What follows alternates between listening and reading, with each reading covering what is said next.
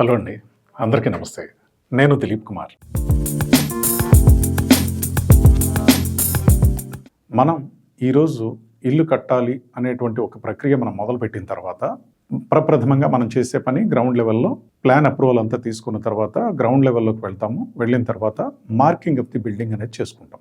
Marking of the building చేసుకున్న తర్వాత marking of the footings అనేది చేసుకుంటాం. ఆ మార్కింగ్ ఆఫ్ ది ఫుటింగ్స్ అయిన తర్వాత ఎర్త్ వర్క్ ఎక్స్కవేషన్ అనేటువంటి ప్రాసెస్ని మనం నిర్వహించుకుంటాం. ఈ ఎర్త్ వర్క్ ఎక్స్కవేషన్ ప్రాసెస్ నిర్వహించుకునేటప్పుడు మనం ఆల్రెడీ ఇంతకుముందు డిస్కస్ చేసుకున్నట్లుగా మన యొక్క గ్రౌండ్ కండిషన్స్ని బట్టి ఆ సాయిల్ డెప్త్ ఆఫ్ ఎక్స్కవేషన్ ఎంత అనేది మనం స్ట్రక్చరల్ ఇంజనీర్ ఇచ్చినటువంటి డ్రాయింగ్ ప్రకారంగా ఎక్స్కవేట్ చేసుకుని దాన్ని పీసీసీ బెడ్కి రెడీ చేసి పెట్టుకుంటాం.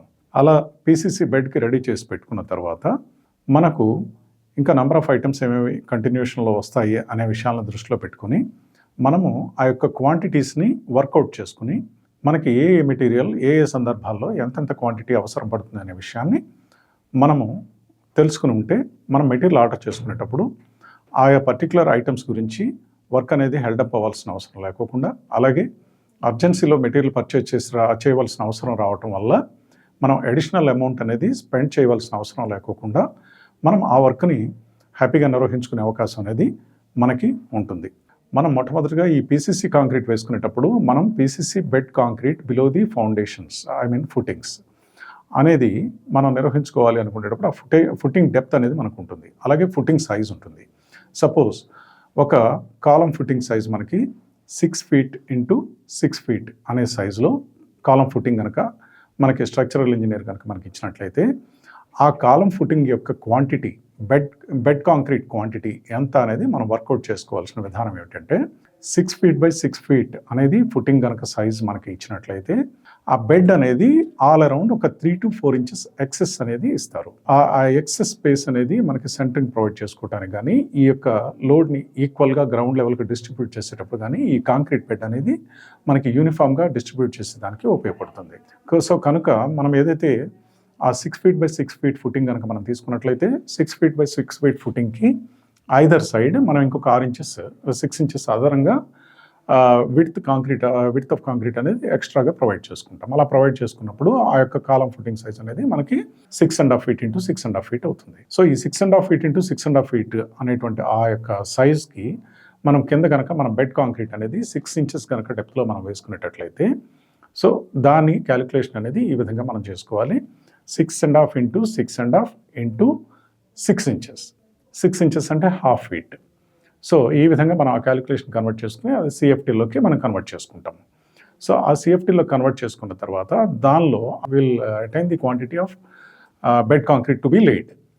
సో ఈ క్వాంటిటీ వచ్చిన తర్వాత అలాగే నెక్స్ట్ స్టేజ్ ఆఫ్ వర్క్లో మనం చేయవలసింది ప్లింత్ బీమ్స్ ఎక్కడైతే వస్తాయో ఆ ప్లింత్ బీమ్స్లో మనం సాయిల్ ఫిల్లింగ్ అంతా చేసుకుని ఫుటింగ్స్ కాంక్రీట్ అంతా వేసుకున్న తర్వాత మళ్ళీ అగైన్ మనకు ఆ వర్క్ చేయవలసిన అవసరం పడుతుంది.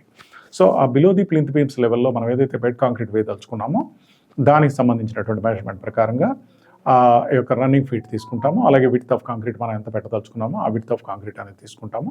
అలాగే అక్కడ కూడా డెప్త్ ఆఫ్ ది కాంక్రీట్ అనేది కన్సిడర్ చేసుకుని volume of the concrete calculate చేసుకుంటాము. సో సపోజ్ ఇప్పుడు మనం 9 inches ప్లింత్ బీమ్ కనుక వేసుకునేటట్లయితే 9 inches ప్లింత్ బీమ్కి అడిషనల్గా ఐదర్ సైడ్ 3 inches తీసుకున్నట్లయితే 15 inches విడ్త్ వస్తుంది. ఆ 15 inches విడ్త్లో మనం 4 inches బెడ్ కనుక వేసుకున్నట్లయితే ఒక ఈవెన్ సర్ఫేస్ ఉంటుంది. ఎలాగో బాటంలో మనం ప్లింత్ బీమ్స్కి సెంటరింగ్ ప్రొవైడ్ చేయం కనుక it will act as centering also for the concrete bed of the concrete.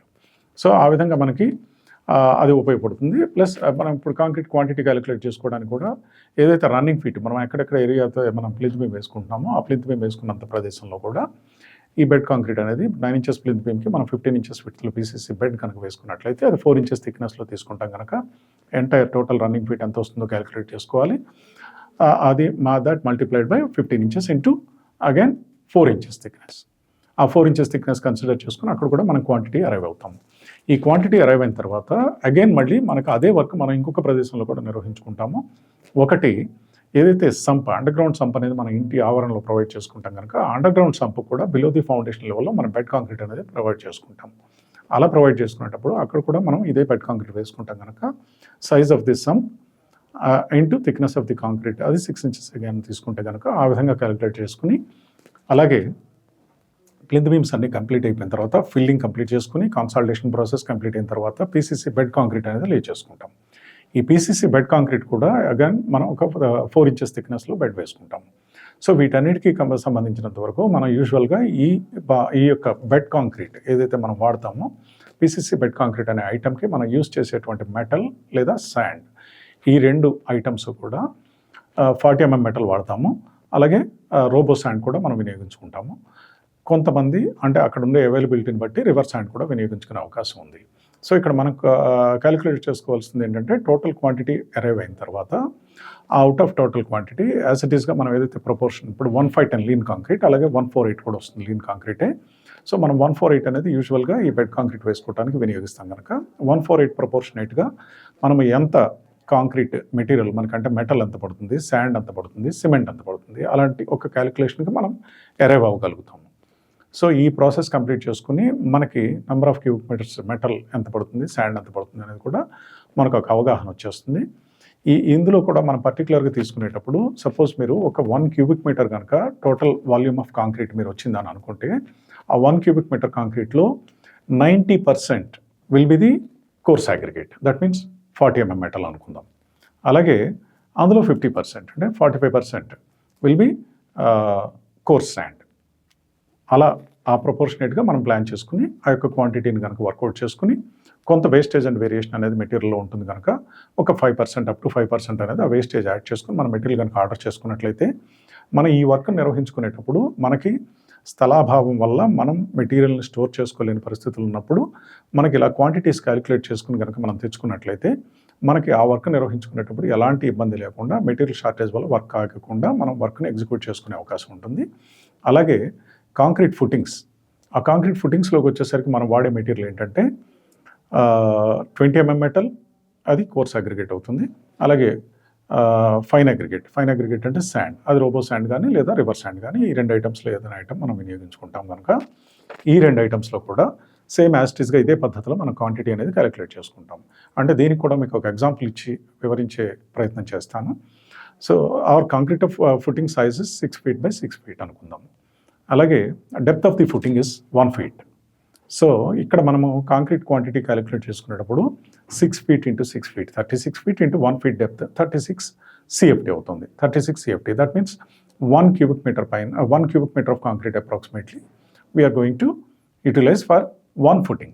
అలా మనం ఇంటిలో కనుక ఒక 16 footings ఉన్నాయనుకోండి, అరౌండ్ 16 cubic meters ఆఫ్ మనం ఆర్సీసీ కాంక్రీట్ అనేది మనం యూటిలైజ్ చేస్తాం.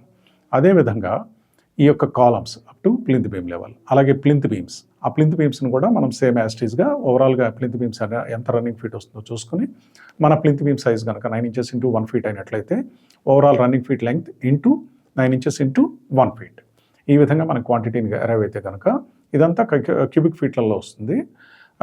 ఆ క్యూబిక్ ఫీట్లలో వచ్చినటువంటి క్వాంటిటీని మనము బైఫర్కేట్ చేసుకుని ఏదైతే ఓవరాల్ క్వాంటిటీ మనం అరైవ్ అవుతామో ఇంతకుముందు చెప్పుకున్నట్లుగా 90% of quantity goes for coarse aggregate and 45% will be going for fine aggregate. ఈ విధంగా ప్లాన్ చేసుకుని కొంత వేస్టేజ్ అండ్ వేరియేషన్ కనుక యాడ్ చేసుకుని ఆ క్యాలిక్యులేషన్ బేస్లో అలాగే వివిధ రకాలైనటువంటి ప్రపోర్షన్స్ మనం వినియోగిస్తూ ఉంటాం కనుక సిమెంట్ కన్జంప్షన్ అనేది వేరీ అవుతూ ఉంటుంది. డిఫరెంట్ కైండ్ ఆఫ్ ఐటమ్స్ వర్క్కి మనకి సిమెంట్ క్వాంటిటీ అనేది ఎలా కావాల్సి వస్తుందో అనేది కూడా నేను ఇంతకుముందు కొన్ని వీడియోల్లో మీకు వివరణ ఇవ్వడం జరిగింది. ఆ విధంగా మనం ప్లాన్ చేసుకుని ఆ సిమెంట్ క్వాంటిటీని కూడా మనం వర్కౌట్ చేసుకోగలిగినట్లయితే ఆ విధంగా మనకు కావాల్సినటువంటి మెటీరియల్స్ అన్నిటిని కూడా మనము ముందుగా ఆర్డర్ చేసుకుని తెచ్చుకుని సైట్లో పెట్టుకునేటప్పుడే మనం ప్రీ ప్లాన్డ్గా మనకి ఎంతెంత క్వాంటిటీ ఆఫ్ మెటీరియల్ ఎప్పుడెప్పుడు అవసరం పడుతుందో చూసుకుని ఆ మెటీరియల్స్ ముందుగానే మనం తెచ్చి స్టోర్ చేసి పెట్టుకోవడం వల్ల మన యొక్క వర్క్ని మనం సజావుగా నిర్వహించుకునే అవకాశం ఉంటుంది. అలాగే కొన్ని ప్రత్యేకమైన సందర్భాలలో కొన్ని సీజన్స్లో మనం చూస్తూ ఉంటాము శాండ్ స్కేర్సిటీ అనేది మనం కొన్ని సందర్భాల్లో ఫేస్ అవుతూ ఉంటాము. This happens mostly in rainy season. ఎందుకంటే ఈ రైనీ సీజన్ వచ్చినప్పుడు బాగా ఓవర్ఫ్లో వాటర్ అనేది ఉంటుంది, ఫ్లడ్స్ వస్తూ ఉంటాయి.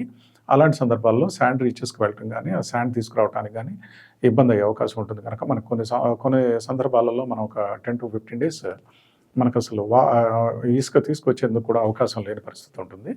సో ఇలాంటి సందర్భాల్లో మనం వర్క్ను హోల్డ్ చేసుకోవాల్సిన అవసరం లేకుండా వర్క్ హెల్డప్ కాకుండా మనం సజావుగా ఆన్ టైం వర్క్ అనేది కంప్లీట్ చేసుకునే దానికి అవకాశం ఉంటుంది. సో మరిన్ని విషయాలు మరో వీడియోలో మనం తెలుసుకునే ప్రయత్నం చేద్దాం. ఈ వీడియో కనుక మీకు నచ్చినట్లయితే please like, share and subscribe. Quote of the day: just one small thought in the morning can change the whole of your day. Thanks for watching.